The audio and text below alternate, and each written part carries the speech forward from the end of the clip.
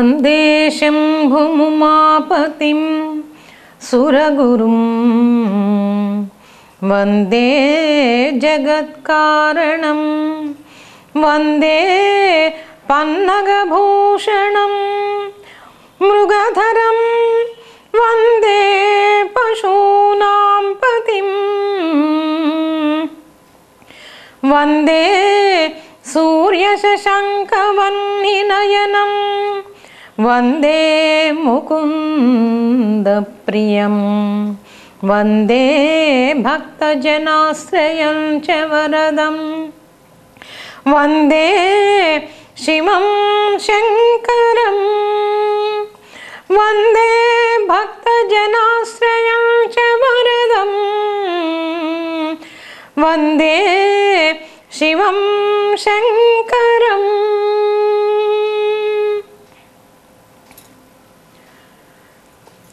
ఆధ్యాత్మిక జ్ఞాన పిపాసుములైన metro TV ప్రేక్షకులకు స్వాగతం. శ్రీకాళహస్తీశ్వర శతకంలో ధూర్జటి రచించిన అనేక పద్యాలను మనం ఈ ప్రాతకాల సమయంలో విశ్లేషించుకుంటూ ఉన్నాం. ఆయన ఈశ్వరుని పట్ల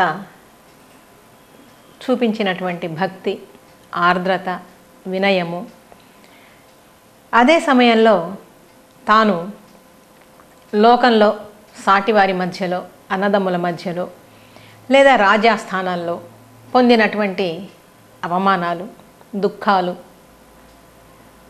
వీటన్నిటి గురించి, ఏ విధమైనటువంటి పరిస్థితులు తాను సమాజంలో చూశాడో వాటిని అన్నింటినీ ఇక్కడ పరమేశ్వరుని ముందు ఆవిష్కరిస్తున్నాడు ధూర్జటి.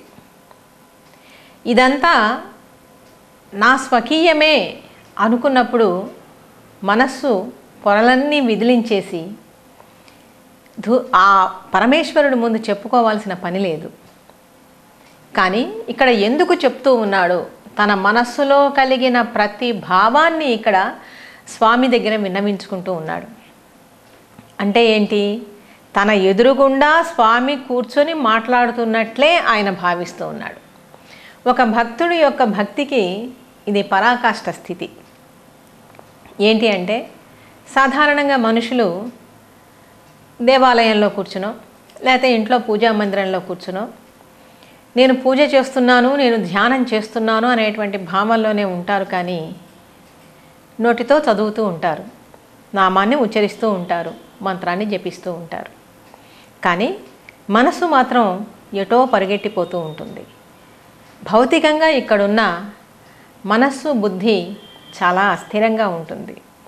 ఇక్కడ మన ఎదురుగుండానే పరమేశ్వరుడు ఆసీనుడై ఉన్నాడు, ఆయనని గురించి మనం స్తోత్రం చేస్తూ ఉన్నాము అనేటువంటి భావం గనక మనసులో ఉంటే మనస్సు అన్యథా పరుగులు పెట్టదు. ఇక్కడ బాహ్య స్పృహ అనేటువంటిది కోల్పోయి ప్రాపంచిక విషయాలతో సంబంధం తెంచేసుకొని తనకు కలిగినటువంటి జీవితంలో పొందినటువంటి కష్ట నిష్ఠూరాలన్నింటినీ కూడా ఇక్కడ ఎంతో వేదనతో, ఆర్తితో స్వామి ముందు విన్నవించుకుంటూ ఉన్నాడు. ఏదొచ్చినా నీ అనుగ్రహమే అని చిట్ట చివరికి చెప్పుకోగలిగిన ఒక సమస్థితికి ధూర్జటి ఎదిగాడు. ఆయన చిట్ట చివరికి ఏ స్థాయికి వచ్చాడు అంటే, రాజశబ్దం కనీసం చెవులో పడినా కూడా దాన్ని సహించలేనటువంటి స్థితికి వచ్చాడు. కేవలం తాను ఆశ్రయించినటువంటి రాజులే కాదు, తన కాలంలో ఉన్నటువంటి రాజులే కాదు, ఇంతకుముందు రాజశబ్ద వాచ్యులు అంటే రాజశబ్దంతో పేర్కొనబడినటువంటి వాళ్ళు ఎవరైనా సరే వాళ్ళందరిలో దోషభూయిష్టమైనటువంటి ప్రవర్తనే ధూర్జటి మనస్సుకి కనపడుతూ ఉంది. అంటే దీన్ని బట్టి మనకేమర్థమవుతుంది అంటే, రాజుల ప్రవర్తనతో అతను ఎంతగా విసిగి వేసారాడో ఇక్కడ మనకి తెలుస్తుంది. ఇక్కడ ఇంకొక పద్యం చూద్దాం. రాజై దుష్కృతి చెందె చందురుడు రారాజై కుబేరుండు దృగ్రాజీవంబున కంచె దుఃఖము కురుక్ష్మాపాలుడు ఆ మాటనే ఆజిన్ కూలే సమస్త రాజబంధువులతో ఆ రాజ శబ్దంబు ఛీ జన్మాంతరమందు వల్లను జుమి శ్రీకాళహస్తీశ్వర. ఏ స్థితికి వచ్చాడో చూడండి. ఇక్కడ రాజై దుష్కృతి చెందే చంద్రుడు, ముగ్గురిని గురించి చెప్తున్నాడు ఇక్కడ. చంద్రుడు, కుబేరుడు, రారాజు అయినటువంటి దుర్యోధనుడు, వీళ్ళ ముగ్గురిని తీసుకొని రాజుల మనస్తత్వాలు దాదాపుగా ఇదే రకంగా ఉంటాయి. రాజులు కానీ అధికారులు కానీ, ఈ రోజుల్లో రాజులు లేరు కాబట్టి ఇంతకుముందు కూడా ఆ విషయాన్ని చెప్పుకున్నాం. వీళ్ళందరూ రాజశబ్దంతో పలకబడినటువంటి వాళ్ళు ఎవరైనా సరే వాళ్ళ మనస్తత్వాలు ఇదే విధంగా ఉంటాయి. కాబట్టి జన్మాంతరంలో కూడా ఈ రాజశబ్దము అనేటువంటిది కూడా నా చెవిన పడకూడదు. ఈ రాజశబ్దము అనేటువంటిది కూడా నేను వల్లను, అంటే నేను అంగీకరించను. ఆ స్థితి నాకు కల్పించబాక. అంటే ఎంత వేదన పడ్డాడో ఇక్కడ ధూర్జటి మనకు అర్థమవుతుంది. రాజై దుష్కృతి చెందే చంద్రుడు. చంద్రుణ్ణి రాజశబ్దంతో ఎందుకు మనం చెప్తాము అంటే, రాజు, రాజా అంటే సంస్కృతము, రాజు అంటే తెలుగు. రాజు అన్నటువంటి పదానికి రెండు అర్థాలు ఉన్నాయి. మనల్ని పరిపాలించేటువంటి రాజు కావచ్చు, మరొకటి చంద్రుడు అనేటువంటి అర్థం కూడా ఉంది. రాజు కువలయానందకరుడు అని ఒక వాక్యం చెప్పుకున్నాం అనుకోండి. రాజు కువలయానందకరుడు అంటే రాజుకి రెండు అర్థాలు ఉన్నాయి, కువలయము అన్న రెండు అర్థాలు ఉన్నాయి. రాజు అంటే సాధారణంగా ఈ లోకంలో ఉండేటువంటి ఒక మహారాజు. కువలయము అంటే భూమి. రాజు భూమిని పరిపాలించేటువంటి వాడు, లేకపోతే భూమిలో ఉండే తన పాలితులైన ప్రజలకు ఆనందాన్ని కలిగించేవాడు. మరొక అర్థం రాజు చంద్రుడు అంటే, అక్కడ చంద్రుడి అర్థంలో తీసుకున్నట్లయితే కువలయము అంటే కలువ. రాజు అంటే చంద్రుడు కలువలకి ఆనందాన్ని కలిగించేవాడు. ఈ అర్థంలో రెండో అర్థంలో ఇక్కడ తీసుకున్నాడు రాజశబ్దాన్ని. అందుకని ఇక్కడ రాజై దుష్కృతి చెందే చంద్రుడు. ఈ చంద్రుడు రాజశబ్ద వాచ్యుడై రాజశబ్దంతో సంబోధింపబడి తాను ఒక మచ్చని తెచ్చిపెట్టుకున్నాడు. అంతవరకు తను కళంకరహితుడుగా ఉన్నాడు. రాజశబ్దంతో ఎప్పుడైతే చెప్పబడ్డాడో అప్పటి నుంచి అతనిలో కళంకం ఏర్పడింది అని ఇక్కడ చెప్తూ ఉన్నాడు. ఎప్పుడు అంటే చంద్రుడు బృహస్పతి దగ్గర విద్యాభ్యాసం చేస్తున్నాడు మిగిలినటువంటి వాళ్ళందరితో కలిసి. అయితే బృహస్పతి భార్యతో ఇతను కొంచెం చనువుగా ఉండేవాడు. బృహస్పతి భార్య తార, ఆమె కూడా ఇక్కడ చంద్రుడితో కొంచెం చనువుగా ప్రవర్తించింది. ఆ తర్వాత ఇద్దరికి సంగమం కుదిరింది. గురుదారాగమన దుష్కృతి పొందాడు. అంటే గురు భార్యని దోష దృష్టితో చూసినటువంటి మచ్చని ఇక్కడ శశాంకుడు పొందాడు. అప్పటి నుంచి ఆయన శశాంకుడైనాడు. శశాంకుడు అంటే శశి, అంటే శశము కలవాడు శశి. శశము అంటే చంద్రుడిలో మచ్చ మనకి ఎలా కనపడుతుంది అంటే ఒక కుందేలు మచ్చలాగా కనపడుతుంది. శశము అంటే కుందేలు. అప్పటి నుంచి గురుపత్నిని దోష దృష్టితో చూశాడు కాబట్టి గురువు సాక్షాత్తు తండ్రి స్థానంలో ఉండదగినటువంటి వాడు. అలాగే గురు భార్య అప్పుడు తల్లి స్థానంలో ఉండదగినటువంటిది. తల్లి స్థానంలో ఉండదగినటువంటి గురు భార్యని దోష దృష్టితో కామ దృష్టితో చూశాడు కాబట్టి కళంకరహితుడైనటువంటి చంద్రుడు కళంకాన్ని పొంది తెచ్చుకున్నాడు, కోరి తెచ్చుకున్నాడు ఇక్కడ. అందుకని అప్పటి నుంచి రాజశబ్దంతో పలకబడుతూ ఉండేటువంటి చంద్రుడు శశాంకుడైనాడు. శశము కలవాడు శశి. శశము అంటే కుందేలు. అప్పటి నుంచి శశి, శశాంకుడు, శశము అంకముగా అంటే గుర్తుగా కలిగినటువంటి వాడు. అప్పటి నుంచి ఆయన శశాంకుడుగా లోకంలో ప్రసిద్ధి పొందాడు.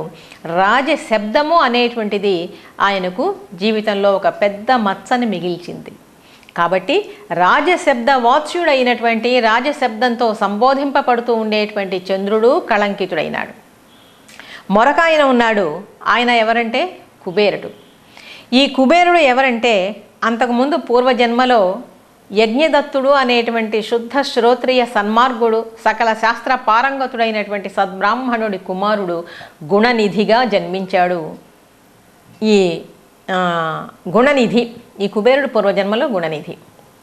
గుణనిధి అంటేనే అర్థం ఏంటి? అన్ని మంచి గుణాలకు నిధి లాంటి వాడు, పెన్నిధి లాంటి వాడు. ఏ తండ్రైనా తన కొడుకు ఒక మంచి పేరు చూసుకుంటాడు లోకంలో. ఎందుకు పెడతాడు ఒక మంచి పేరు? తన కుమారుడు ఆ పేరుకు తగినట్లుగా ప్రవర్తించాలి అని ఒక మంచి పేరును చూసుకుంటాడు. అలాగే యజ్ఞదత్తుడు కూడా అన్ని సర్వశాస్త్రాలు చదివినటువంటి పండితుడు కాబట్టి తన కుమారుడికి గుణనిధి అని పేరు పెట్టుకున్నాడు. కానీ అతడు దుర్జన సాంగత్యం చేసి ఇంట్లో ఉండేటువంటి ధనకనక వస్తు వాహనాదులన్నింటినీ కూడా అమ్మేశాడు తండ్రికి తెలియకుండా. తండ్రి రాజాస్థానంలో ఎప్పుడూ నిరంతరం అక్కడ కార్య వ్యగ్రతతో ఉండేవాడు, రాజుగారి దగ్గర పనిచేస్తూ ఉండేవాడు. ఈ పిల్లవాడిని పట్టించుకోలేదు ఇంట్లో. అటువంటి సమయంలో సమస్త దోషాలకి ఆలవాలమై అతడు చిట్ట చివరికి విషయం తెలుసుకున్న తండ్రి అతన్ని ఇంటి నుంచి బహిష్కరించాడు. నీవు ఇంట్లోకి రావద్దు అని వెళ్ళగొట్టాడు. ఆ స్థితిలో గుణనిధి ఏం చేశాడంటే తినటానికి తిండి కూడా లేక ఒకరోజు అల్లాడుతూ శివాలయంలో ఉండేటువంటి అర్ధరాత్రి పూట ఒక భక్తుడు నివేదించి వెళ్ళినటువంటి ఈశ్వర ప్రసాదాన్ని స్వీకరించాడు. కేవలం శివాలయంలో అర్ధరాత్రి పూట ఈశ్వర ప్రసాదాన్ని స్వీకరించినటువంటి కారణంగానే అతడు మరుజన్మలో స్వర్గానికి వెళ్ళాడు.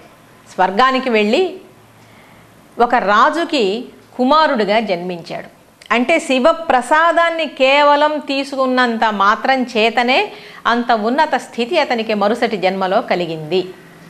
అంతకు ముందు జన్మలో ఏమో గుణనిధిగా గొప్ప ఇంట్లో పుట్టినా గొప్ప శాస్త్ర పారంగతుడైనటువంటి తండ్రికి కొడుకుగా జన్మించినా ఆ లక్షణాలేమీ పొందకుండా జీవితంలో దుర్వ్యసనాల పాలై కేవలం శివప్రసాదాన్ని స్వీకరించిన కారణం చేత, అంటే శివప్రసాదమే ఇంత ఉత్తమ గతి సంప్రాప్తం చేస్తే ఇక శివనామం ఏ స్థితికి తీసుకుని వెళ్తుంది ఒక సామాన్యుణ్ణి, ఒక మనిషిని.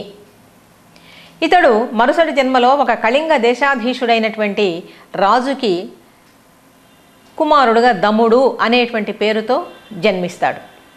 అయితే అతను ఆ చిట్ట చివరి స్థాయిలో చేసినటువంటి మంచి కార్యానికి ఫలితంగా ఆ జన్మలో అతనికి మనస్సులో ఒక భగవత్ సంకల్పము కలిగింది. రాజుగా ఉండి అతను అన్ని ఆలయాల్లో దీపారాధన నిత్యకృత్యంగా చేయించేవాడు. ఎల్లకాలము అన్ని తన రాజ్యంలో ఉన్నటువంటి దేవాలయాలన్నింటినీ కూడా చక్కగా సంరక్షించాడు. ప్రతి ఆలయంలో ధూపదీప నైవేద్యాదులన్నీ సక్రమంగా జరిగేటట్లు ఎటువంటి వారికి కూడా ఆలయాన్ని నిర్వహించేటువంటి వారికి ఆ ఆలయంలో ఉండేటువంటి సద్బ్రాహ్మణులందరికీ ఏ ఇబ్బంది లేకుండా కలిగాడు. అటువంటి సత్కార్యాచరణ ఫలితంగా ఈశ్వరుడు అనుగ్రహించి పార్వతీదేవితో సహా ఆయనకి ప్రత్యక్షమైనాడు. కానీ ఇతని కర్మ ఫలితం ఏంటో ఆ జగన్మాత లోకపావని అయినటువంటి ఆ తల్లిని ఇతడు కామ దృష్టితో చూశాడు. పార్వతికి కోపం వచ్చింది. వెంటనే ఏ దోష దృష్టికి ఆలవాలమైనటువంటి నీ కంటిని పగిలిపోయేటట్లుగా ఆమె శాపం ఇచ్చింది. ఆ కన్ను నాశనం అయిపోయేటట్లుగా ఆమె వెంటనే శాపాన్ని ఇచ్చింది. అతను కన్ను కోల్పోయి బాధపడుతున్నాడు. అప్పుడు ఈశ్వరుడు కరుణించి, చాలా కరుణాంతరంగుడు, ఏ భక్తుడు ఏ విధమైనటువంటి అపచారాన్ని చేసినా సహించేటువంటి తత్వం కలిగినటువంటిది ఈశ్వర తత్వం. అది ఏదైనా సరే, చిన్న కీటకం దగ్గర నుంచి రాజు దాకా ఎవరు ఏ ఏ విధాల్లో ఏ ఏ ఉపాధిని ధరించి అపచారం చేసినా తన పట్ల సహించేటువంటి వాడు. అటువంటి ఈశ్వరుడు కరుణాంతరంగుడై పార్వతిని వారించి, ఇతడు నీ పుత్రుడి లాంటివాడు, మన కుమారుడి లాంటివాడు, సరే శాపాన్ని ఏదో ఇచ్చావు, అయిపోయింది, అతను అనుభవించాడు, మళ్ళీ తిరిగి అతనికి దృష్టి ప్రసాదించు, ఇక్కడి నుంచి అతడు కుబేరుడు అనేటువంటి నామంతో ఉంటాడు అని అంటే అప్పటి నుంచి అతని పింగళ వర్ణంలో ఉండేటువంటి కంటిని అనుగ్రహించింది తల్లి. అందుకని ఆయన మీద దయ కలిగి కుబేరుణ్ణి ఉత్తర దిక్కుకి అధిపతిగా చేసి అలకా నగరాన్ని ఏలుకొమ్మని ఇచ్చాడు ఈశ్వరుడు. కాబట్టి ఇక్కడ ఏం చెప్తున్నాడు? ఇతను కూడా రాజశబ్దవాచ్యుడే. రాజై దుష్కృతి చెందే చంద్రుడు రారాజై కుబేరుండు దృగ్రాజీవంబున కంచె దుఃఖము. దృగ్ రాజీవము, రాజీవము అంటే కమలము, సాధారణంగా కన్నులని కమలంతో పోలుస్తూ ఉంటారు. దృక్ రాజీవము, చూపు అనేటువంటి ఆ రాజీవాన్ని, కన్ను అనేటువంటి రాజీవంతో అతను దుఃఖాన్ని పొందాడు. మంచి వస్తువులని, మంచి దృష్టి కలిగి ఉండాల్సినటువంటి నేత్రాన్ని ఇచ్చినందుకు ఉపయోగించుకోవాల్సినటువంటి ఆ కంటి చూపుని దోష దృష్టితో చూసినటువంటి కారణం చేత కన్నుకి ఆలవాలమైనటువంటి భావం అతని మనసులో ఏముంది అంటే వెనకాల కామం. కాబట్టి అక్కడ చంద్రుడు అదే దృష్టితో పోయినాడు, మచ్చను తెచ్చుకున్నాడు. ఇక్కడ కుబేరుడు అదే దృష్టితో మంచి దృష్టి కలిగి ఉండాల్సినటువంటి నేత్రం అక్కడ కేవలం ఒక ఆధారం అన్నమాట.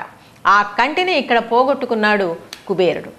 కాబట్టి రాజై దుష్కృతి చెందే చంద్రుడు రారాజై కుబేరుండు దృగ్రాజీవంబున కంచె దుఃఖము.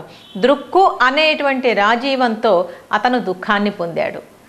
మరొక రారాజు శబ్దవాచ్యుడు, రారాజు అని లోకంలో ప్రసిద్ధి చెందినటువంటి వాడు ఎవరు అంటే దుర్యోధనుడు. అతని వృత్తాంతం ఏ విధంగా ఈయన చెప్పుకుంటూ వస్తున్నాడు. దుర్యోధనుడి గురించి ఏ విధమైనటువంటి భావం ధూర్జటి మనస్సులో ఉందో తెలుసుకోబోయే ముందు ఒక చిన్న విరామం.